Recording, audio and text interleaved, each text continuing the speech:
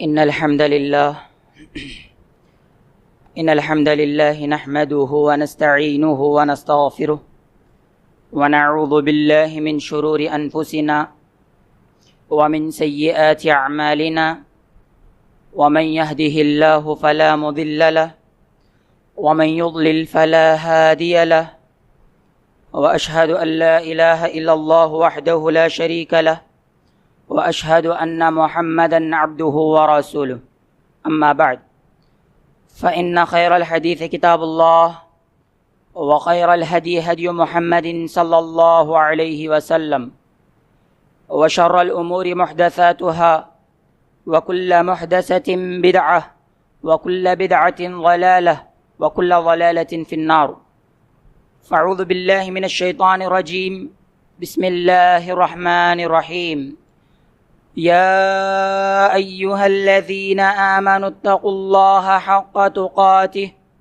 ولا تموتن إلا وأنتم مسلمون يا أيها الناس اتقوا ربكم الذي خلقكم من نفس واحدة وخلق منها زوجها وبث منهما رجالا كثيرا ونساء واتقوا الله الذي تساءلون به والأرحام إن الله كان عليكم رقيبا يا أيها الذين آمنوا اتقوا الله وقولوا قولا سديدا يصلح لكم أعمالكم ويغفر لكم ذنوبكم ومن يطع الله ورسوله فقد فاز فوزا عظيما أما بعد قال الله تبارك وتعالى يا أيها الذين آمنوا لا ترفعوا أصواتكم فوق صوت النبي ولا تجهروا له بالقول كجهر بعضكم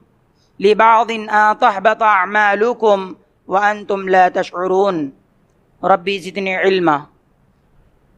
ہر قسم کی تعریفیں، حمد و ثنا اس اللہ وحدہ لا شریک کے لیے لائق اور زیبا ہے، جس رب نے تمام گمراہ قسم کے لوگوں کے درمیان جہاں عزتوں کو عزت نہیں مانا جاتا تھا، جہاں غریبوں کو غریبی کے باعث ستایا جاتا تھا، کمزوروں پر ظلم کیا جاتا تھا، ایسے گمراہ کن علاقے میں، ایسے گمراہ کن شہر میں ایک ہدایت کا چراغ، ظالموں کا مقابلہ کرنے والا، مظلوموں کا ساتھ دینے والا، رحمت للعالمین بنا کر نبی کو مبعوث کیا، اس اللہ کے لیے تعریفیں ہیں۔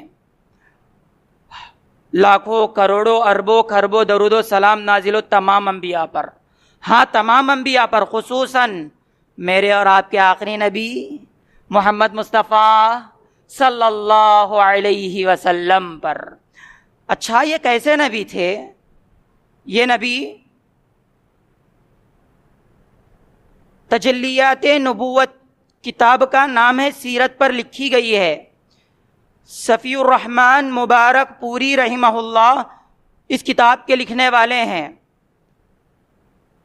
پیش کرتے ہیں واقعہ کہ گھر میں نبی اکرم صلی اللہ علیہ وسلم کے کھانا پک رہا ہے چولہے پر، مکہ کا واقعہ ہے۔ محلے والے دیکھ رہے ہیں کھانا پک رہا ہے، بکری کی گندگی کی پوٹلی، جسے ہم بوٹی کی پوٹلی کہتے ہیں، نبی کے پکتے ہوئے کھانے میں ڈال دیتے ہیں۔ اللہ اکبر! لیکن یہ نبی کیسے نبی ہیں؟ وہ چولہے پر پکنے والی ہانڈی کو لاتے ہیں، راستے پر پھینکتے ہیں اور کہتے ہیں اے عبد مناف تم یہ کیا کر رہے ہو، اور پھر اپنے کمرے میں چلے جاتے ہیں۔ سبحان اللہ! اس نبی پر اللہ کی رحمتیں ہوں، اس نبی پر اللہ کی برکتیں نازل ہوں۔ اللہ جنت میں ان کے ساتھ رہنے کا ہمیں بھی موقع عنایت فرمائے، آمین۔ آج کا ٹاپک بھی اسی سے ملتا جلتا ہے۔ ٹاپک ہے نبی اکرم صلی اللہ علیہ وسلم کے معاملے میں غیرت، غصے کا آنا۔ غصہ فطری چیز ہے، غیرت کہا جاتا ہے. غیرت کسے کہتے ہیں؟ غیرت کہتے ہیں کسی کے لیے اپنے آپ کو غصے میں لانا، یہ غیرت ہے. وقت کم ہے، باتیں بہت زیادہ، ٹاپک پر آتے ہیں. سب سے پہلے نبی اکرم صلی اللہ علیہ وسلم کے مسئلے میں اللہ رب العالمین نے اپنی غیرت جتائی ہے. نبی کے مسئلے میں اللہ غیرت مند ہے، اللہ کو غصہ آ رہا ہے. آج ہم غصہ کس معاملے میں کرتے ہیں؟ اگر بچہ پانی کی گلاس لا کر کے نہ دے ہمیں غصہ آتا ہے. بچے سے ماں کہہ دے بازار سے جا کر کے فلاں چیز لے کر کے آئے، بچہ اگر وہ چیز نہیں لاتا تو ماں غیرت میں آتی ہے، غصے میں آتی ہے کہ میرے بیٹے نے میری بات نہیں سنی. یہ دنیا کا مسئلہ ہے. دین کے مسئلے میں ہونا یہ چاہیے کہ ہم اللہ اور اس کے رسول کے مسئلے میں غیرت میں آئیں. رسول اللہ کی بات چل رہی ہے نا، نبی اکرم صلی اللہ علیہ وسلم کے معاملے میں غیرت، غصے میں آنا. پہلے اللہ رب العالمین غصے میں آئے ہیں. آئیے سورہ حجرات اٹھائیے. سورہ حجرات سورہ نمبر 49 ہے، آیت نمبر 2 ہے. اللہ رب العالمین ارشاد فرماتے ہیں یا ایھا الذین آمنوا لا ترفعوا اصواتکم فوق صوت النبی. اے ایمان والوں، اے اللہ اور اس کے رسول کے ماننے والوں، تم اپنی آوازوں کو نبی کی آواز پر بلند مت کرو. اپنی یہ جو آواز ہے نا، اس آواز کو نبی کی آواز پر بلند مت کرو، اپنی آواز کو بڑی مت کرو. اور اللہ رب العالمین آگے فرماتے ہیں وَلَا تَجْهَرُوا لَهُ بِالْقَوْلِ كَجَهْرِ بَعْضِكُمْ لِبَعْضٍ. جس طرح تم آپس میں اونچی آواز سے بات چیت کر لیتے ہو نا، اس طریقے سے نبی اکرم صلی اللہ علیہ وسلم سے آپ بات چیت نہیں کر سکتے. جب نبی سے بات کرو ہلکے انداز میں، پست آواز میں، نرم طریقے سے بات کرو. پھر اللہ رب العالمین آگے فرماتے ہیں ان تحبط اعمالکم وانتم لا تشعرون. کہیں ایسا نہ ہو جائے کہ تمہارے یہ بلند آواز سے بات کرنے کی وجہ سے، نبی کے سامنے نبی کی آواز پر تم نے جو اپنی آواز بلند کی ہے، اس کی وجہ سے تمہارے اعمال برباد کر دیے جائیں. وانتم لا تشعرون، اور اس کا تم میں علم بھی نہ ہو، احساس بھی نہ ہو، تم سوچ بھی نہ سکتے ہو، تم گمان بھی نہ کر سکتے ہو، تمہیں اس چیز کا شعور بھی نہ ہو کہ تمہارے اعمال برباد ہو چکے ہیں اور تمہیں معلوم بھی نہیں. اب مسئلہ آتا ہے کہ آیت کب نازل ہوئی، اس کے پیچھے کا ریزن کیا ہے. اگر ہم اس ریزن کو توجہ سے سمجھیں گے، سنیں گے، اللہ کی قسم پیروں تلے زمین کھسک جائے گی. وفد بنو تمیم نبی کے پاس آیا تھا، ایک وفد گروپ آیا تھا. جب یہ جانے والا تھا تو ان پر امیر بنانے کی بات آئی. ابو بکر صدیق رضی اللہ عنہ کہتے ہیں کہ فلاں کو امیر بنایا جائے. عمر بن خطاب کہتے ہیں کہ نہیں فلاں کو امیر بنایا جائے. ابو بکر صدیق رضی اللہ عنہ کہتے ہیں کہ اے عمر تم میری مخالفت کر رہے ہو.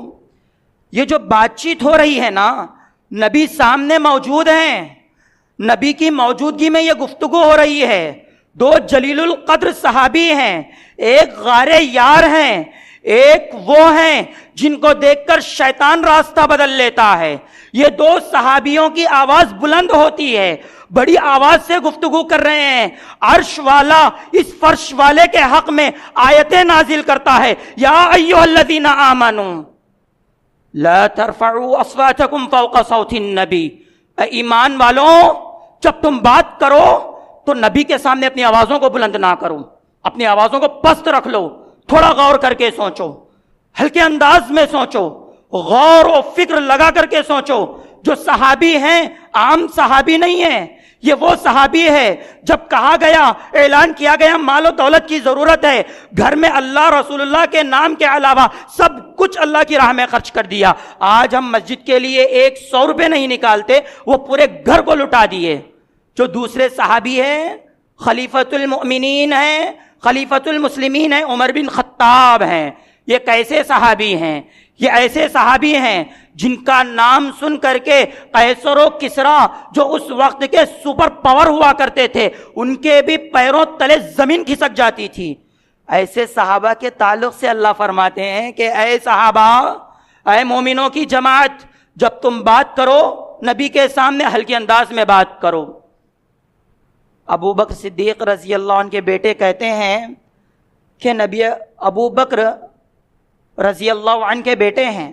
عمر بن خطاب رضی اللہ عنہ کے تعلق سے کہتے ہیں کہ اس آیت کے نازل ہونے کے بعد عمر بن خطاب رضی اللہ عنہ اللہ کے رسول کے سامنے ایسے ہلکے انداز میں، اتنے نرم انداز میں گفتگو کرتے کہ نبی اکرم صلی اللہ علیہ وسلم دوبارہ پوچھتے کہ اے عمر آپ نے کیا کہا؟ اللہ اکبر، آیت نازل ہوئی، رب کا فرمان آیا، یہاں عمل شروع. رب کعبہ غصے میں آ گئے اور کہتے ہیں غیرت میں آ کر کے نبی کے سامنے بلند آواز نہیں. معزز حاضرین کرام، میرے استاذ محترم صلاح الدین فضیلت الشیخ صلاح الدین الجامعی حفظہ اللہ اس آیت کو پیش کرنے کے بعد بتلاتے ہیں دوران درس کہ یہ جو آیت نازل ہوئی صحابہ کے لیے نہیں، آخرت کے دن تک کے لیے نازل ہوئی. اس دور میں صحابہ موجود تھے، صحابہ کے پاس نبی اکرم صلی اللہ علیہ وسلم موجود تھے، اسی لیے صحابہ کو کہا گیا آواز کو پست رکھیں. آج کے دور میں یہ آیت ہم پر بھی ہے. جب کبھی کسی مسئلے میں، کسی معاملے میں نبی اکرم صلی اللہ علیہ وسلم کی حدیث آئے، نبی تو موجود نہیں لیکن نبی کی حدیث آ جائے، بغیر چوں چرا کہے کے، بغیر کسی بحث و مباحثے کے فوراً اس حدیث کو قبول کر لیا جائے گا. اس آیت پر عمل یہی ہے. اگر ہم حدیث کے آنے کے بعد اپنے من کی بات کہیں گے، اپنی بات چلانے کی کوشش کریں گے، ہمارے اعمال برباد بھی ہو جائیں گے اور ہمیں اس کا احساس بھی نہیں ہوگا.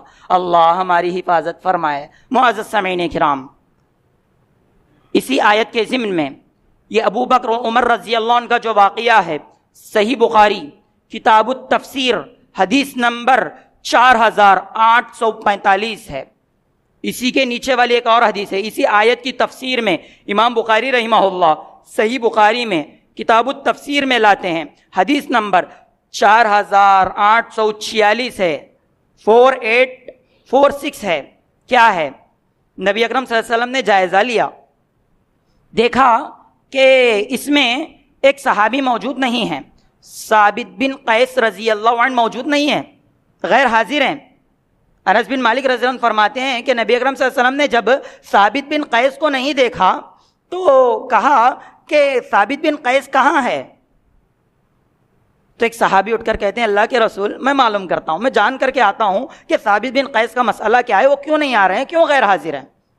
لہٰذا صحابی ثابت بن قیس رضی اللہ عنہ کے گھر گئے تو دیکھتے ہیں کہ ثابت بن قیس اپنے گھر میں سر جھکائے ہوئے بیٹھے ہیں، گھر میں سر جھکائے ہوئے بیٹھے ہیں.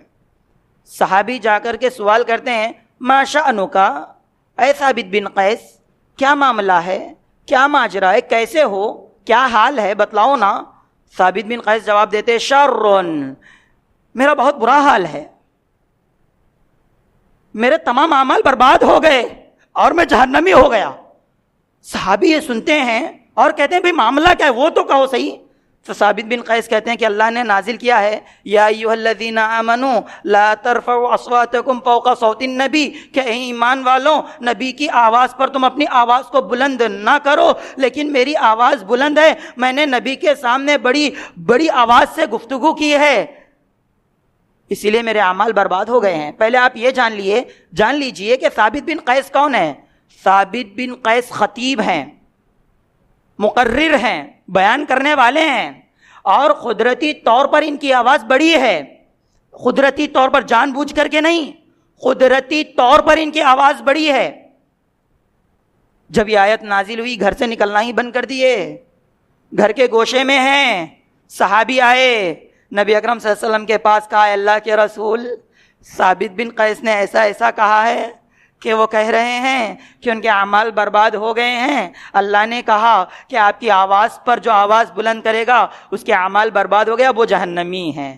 تو نبی اکرم صلی اللہ علیہ وسلم فرماتے ہیں اذهب الیہ فقل لہ، جاؤ ان کے پاس جاؤ اور ان سے کہو انک لست من اہل النار، کہ اے ثابت بن قیس یقیناً آپ جہنمیوں میں سے نہیں ہیں، ولکنک من اہل الجنہ، لیکن ہاں یقیناً آپ اہل جنت میں سے ہیں، آپ جنتیوں میں سے ہیں۔ سبحان اللہ۔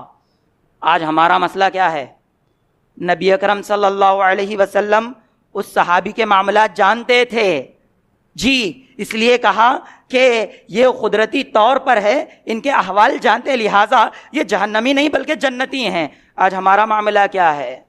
کوئی شخص کچھ غلطی کر دے فوراً ہم جہنمی، ان کافر، ان گمراہ، ہم یہ فتوے لگاتے ہیں نا۔ کبھی ہم نے کبھی فجر کی نماز چھوڑ کر کے یا پھر کوئی نمازیں، کوئی نیک عمل چھوڑ کر کے کبھی خیال کیا کہ میں جہنمی ہوں، میں منافقین میں سے ہوں، میں گنہگاروں میں سے ہوں؟ رب کے سامنے رو کر کے دعا کیا؟ صحابی کا معاملہ یہ ہے، آیت نازل ہوئی، گھر میں بیٹھے اور رو رہے ہیں۔ صحابی جب اطلاع دیتے ہیں کہ آپ جنتیوں میں سے، تب ان کے دل کو سکون مل رہا ہے۔ سبحان اللہ۔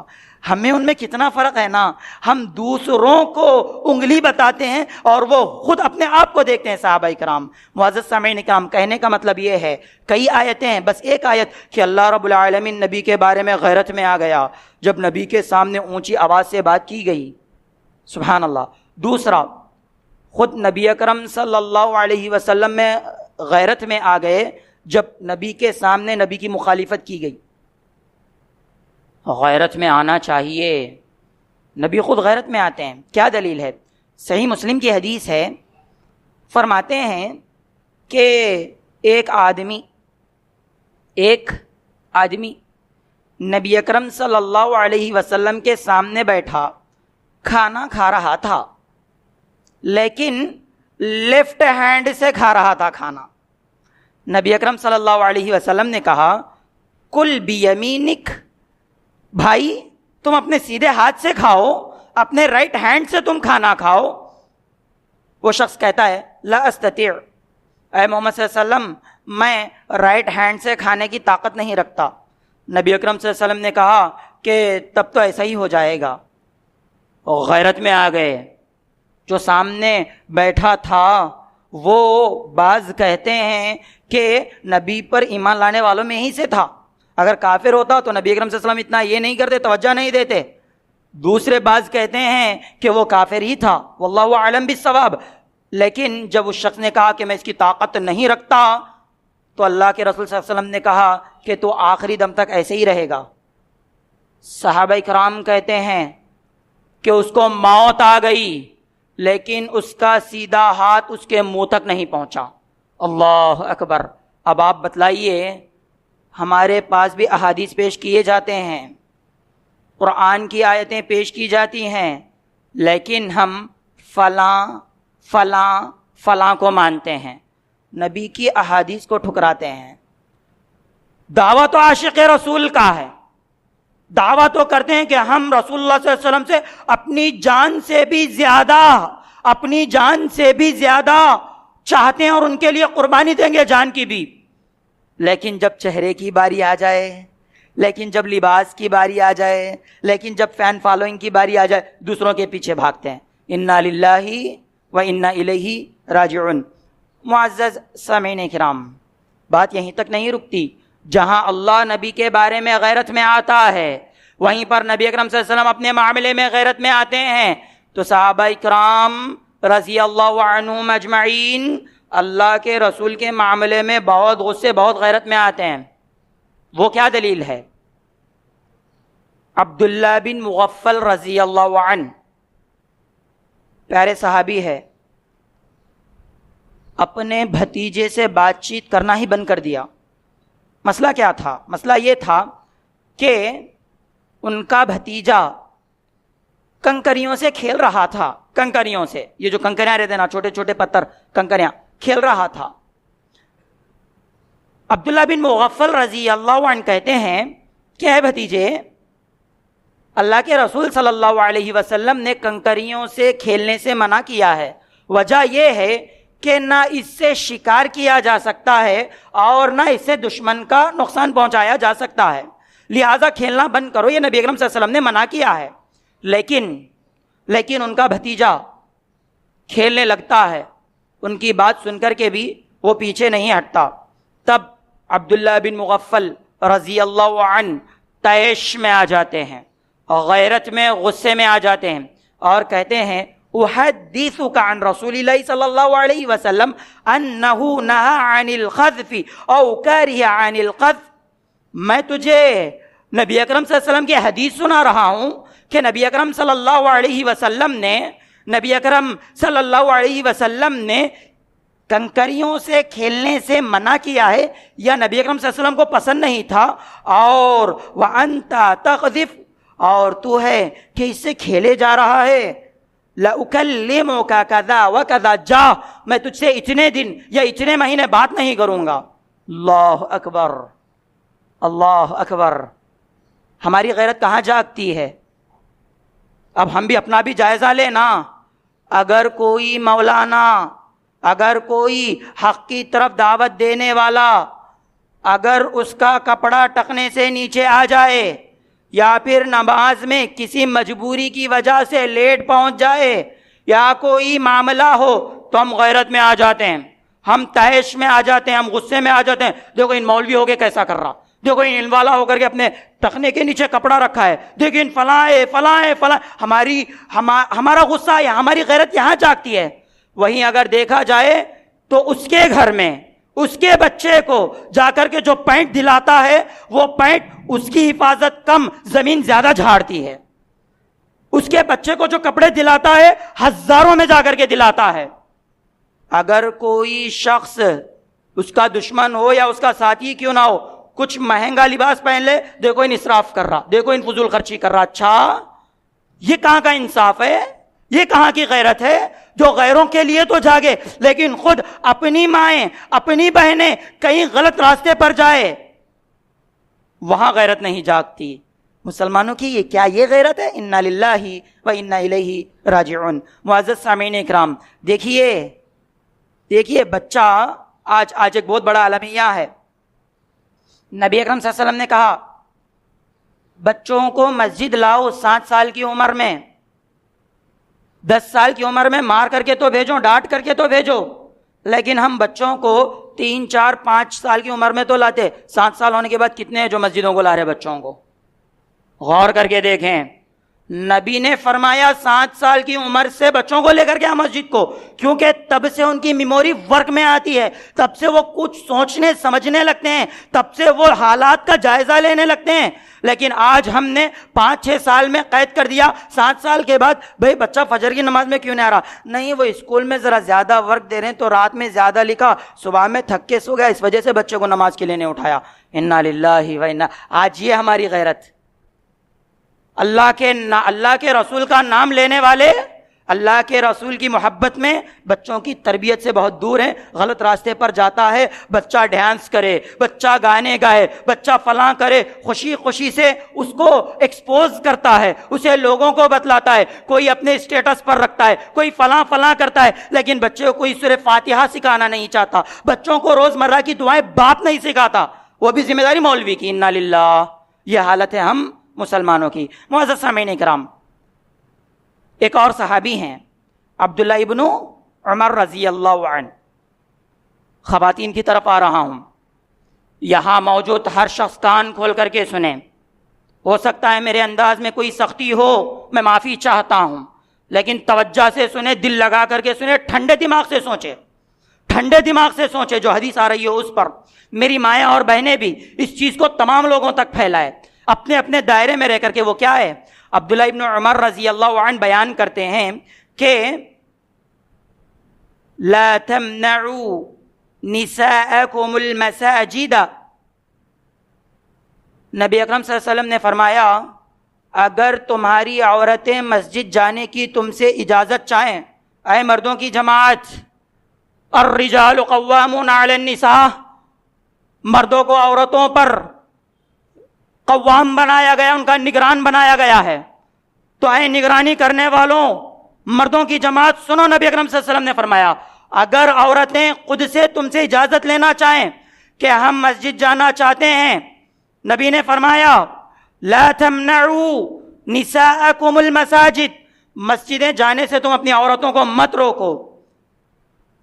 عبداللہ بن عمر رضی اللہ عنہ کے بیٹے بلال رضی اللہ عنہ کہتے ہیں واللہ لنمنعہن،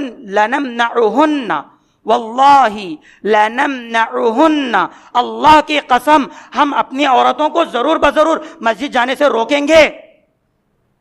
عبداللہ ابن عمر کہہ رہے ہیں کہ نبی نے منع کیا ہے کہ مت روکو، بیٹے کہہ رہے ہیں کہ ہم ضرور بضرور روکیں گے، مسجد جانے سے ضرور روکیں گے۔ سالم رضی اللہ عنہ جو عبداللہ بن عمر کے بیٹے ہیں، سالم بن عبداللہ بن عمر رضی اللہ عنہ کہتے ہیں کہ فَسَبَّهُ سَبًّا سَيِّئًا مَا سَمِعْتُهُ سَبَّهُ مِثْلَهُ قَطْ، میں نے میرے والد محترم عبداللہ رضی اللہ عنہ کو اتنے سخت الفاظ میں اتنا برا بھلا کہتے اس سے پہلے کبھی سنا ہی نہیں، جو اپنے بیٹے کو برا بھلا کہہ رہے تھے۔ بلال رضی اللہ عنہ کو بے انتہا برا بھلا کہہ رہے تھے۔ اللہ اکبر، باپ بیٹے کو بے انتہا برا بھلا کہہ رہا ہے۔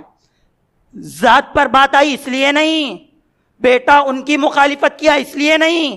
آگے فرماتے ہیں کہ عبداللہ رضی اللہ عنہ فرماتے ہیں اخبروک عن رسول اللہ صلی اللہ علیہ وسلم وتقول واللہ لنمنعہن، میں کہہ رہا ہوں کہ اللہ کے رسول محمد مصطفیٰ صلی اللہ علیہ وسلم نے منع نہیں کیا کہ اگر وہ مسجد جائیں تو تم منع مت کرو۔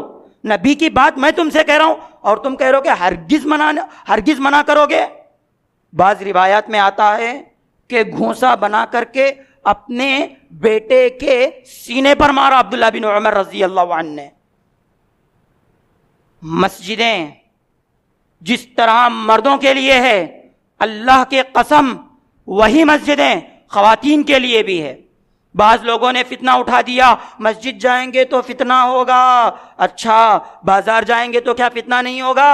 بن ٹھن کر کے، اسپرے مار کر کے، خوشبو لگا کر کے مٹکتے ہوئے فنکشنوں میں جائیں، پارکوں میں جائیں، پارٹیوں میں جائیں، کہ کہیں جائیں، پارکوں میں جائیں، وہاں فتنہ نہیں ہوگا۔ درگاہوں پر جائیں، مزاروں پر جائیں، وہاں جا کر کے غیر اللہ کی عبادت کریں، غیر اللہ پر چادریں چڑھائیں، وہاں سر ٹیکیں، وہاں فتنہ نہیں ہوگا۔ جب رب کعبہ کے گھروں کی بات آتی ہے تو تمہیں فتنہ یاد آتا ہے؟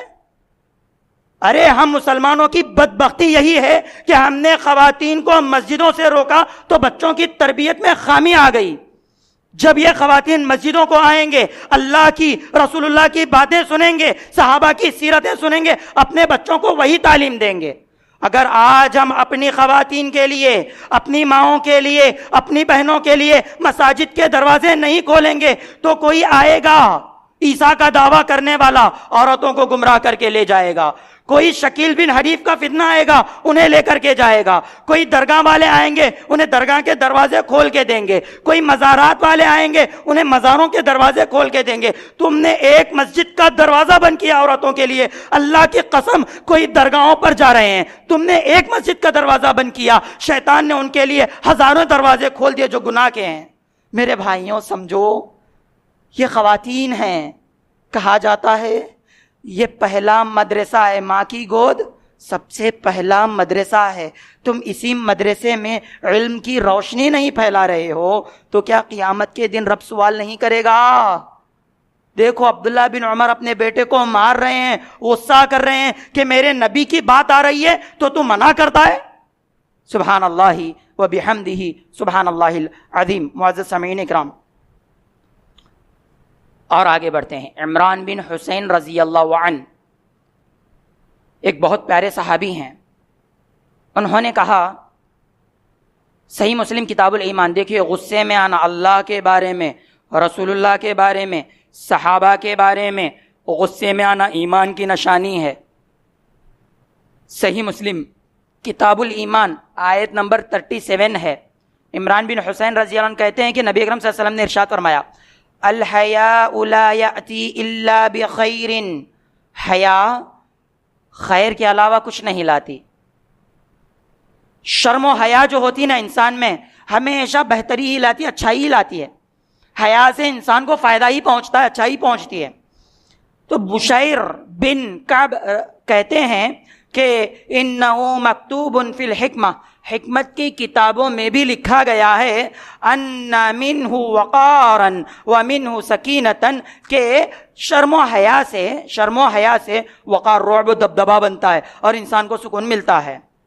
فغضب عمران حتی احمرت عیناہ، عمران بن حسین رضی اللہ عنہ غصے میں آ گئے، یہاں تک کہ ان کے آنکھوں کا رنگ لال ہو گیا، اور انہوں نے کہا احدثک عن رسول اللہ صلی اللہ علیہ وسلم وتحدثنی عن صحفک، میں کہتا ہوں کہ رسول اکرم صلی اللہ علیہ وسلم نے ایسا ایسا ایسا کہا ہے اور تم کہتے ہو کہ تمہاری کتابوں میں ایسا ہے. یعنی میرے رسول کی باتوں سے بڑھ کر تمہاری باتیں ہیں. آج بھی ہم سینہ ٹھوک کر کے کہتے ہیں نبی کی بات آ جائے تمام تجربے کاروں کے تجربے ایک طرف، تمام حکمت نگاروں کی حکمتیں ایک طرف، تمام کہنے والوں کی باتیں ایک طرف، تمام پر نبی اکرم صلی اللہ علیہ وسلم کی بات بلند ہے، کیونکہ وہ ہمارے امام ہیں.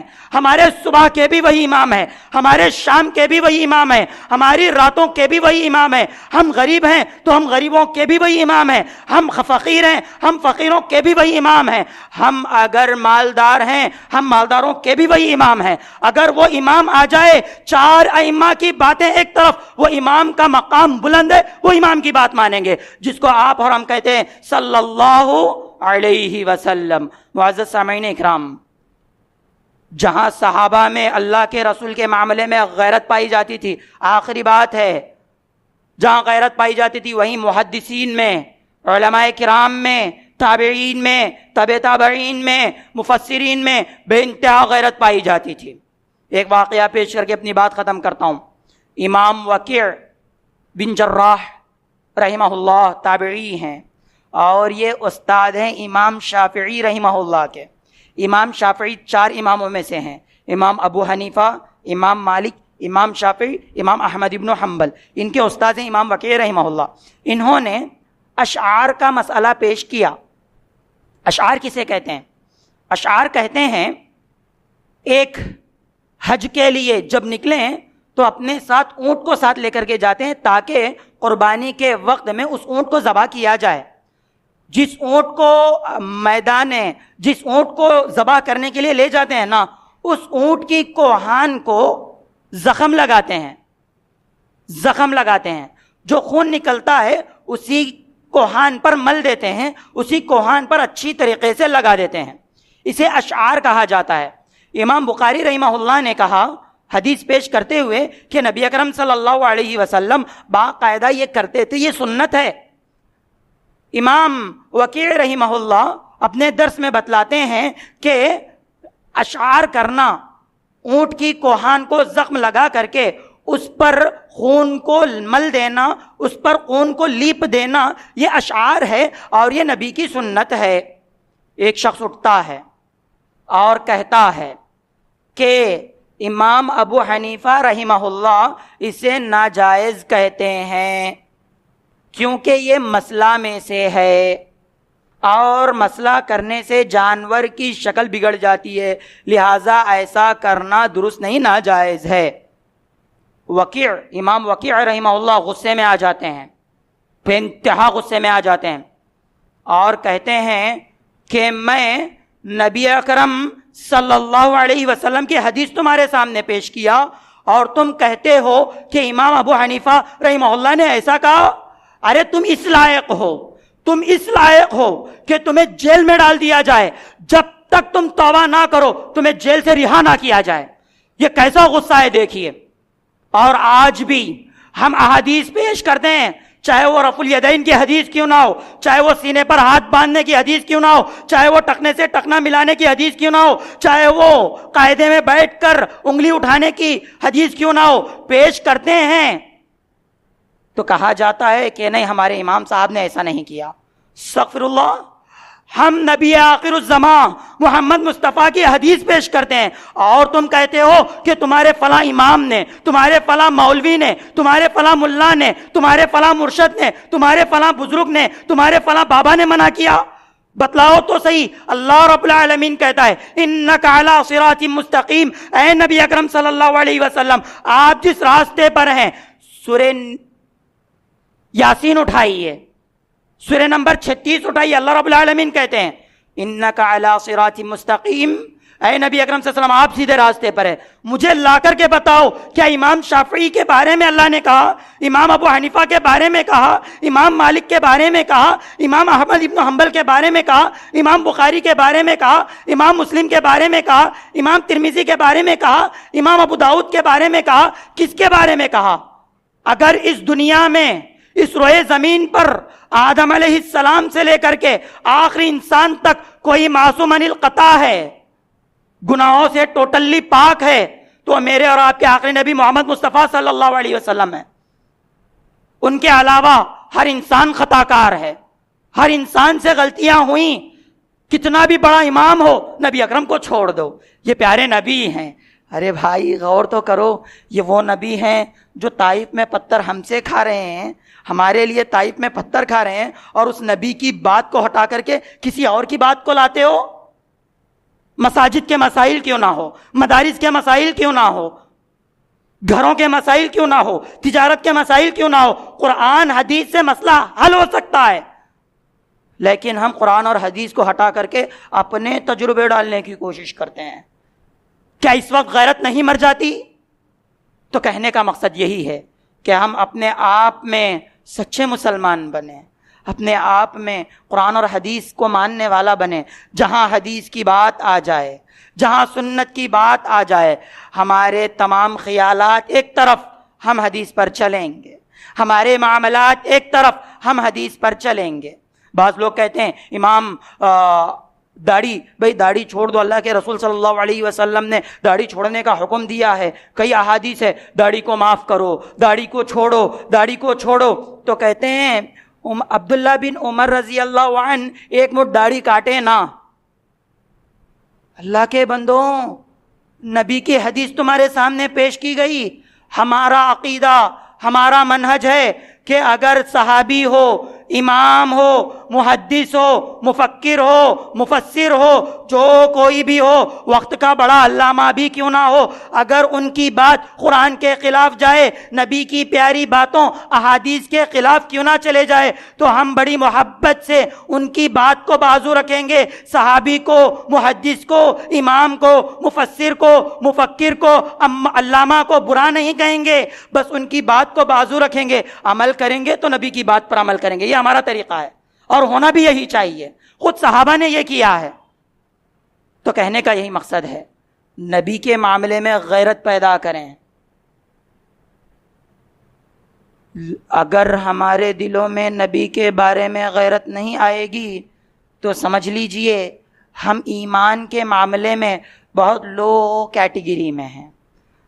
اب اگر ہم اس مسئلے پر توجہ نہیں دیں گے، جو آج لو کیٹیگری ہے کل اسلام چھوڑنے پر بھی مجبور کر دے گا. تو آج ہمیں ضرورت ہے کہ ہم اپنے ایمان کی حفاظت کریں، اپنے اسلام کی حفاظت کریں. آخر میں اللہ رب العالمین سے دعا ہے کہ اللہ ہمیں قرآن حدیث کے مطابق چلنے والا بنا، اللہ دین حق پر چلنے والا بنا. اے اللہ نبی کے معاملے میں غیرت مند ہمیں بنا. اے اللہ صرف زبانی نہیں، عملی طور پر غیرت مند بنا. اے اللہ جب نبی کی شان میں گستاخی ہو تو ہم بے انتہا غیرت میں آتے ہیں. اے اللہ جب ہمارے گھر والے قرآن حدیث کے مخالف چلے جائیں تب ایسے موقع پر ہمیں غیرت مند بنا. آمین. وآخر دعوانا الحمد للہ رب العالمین.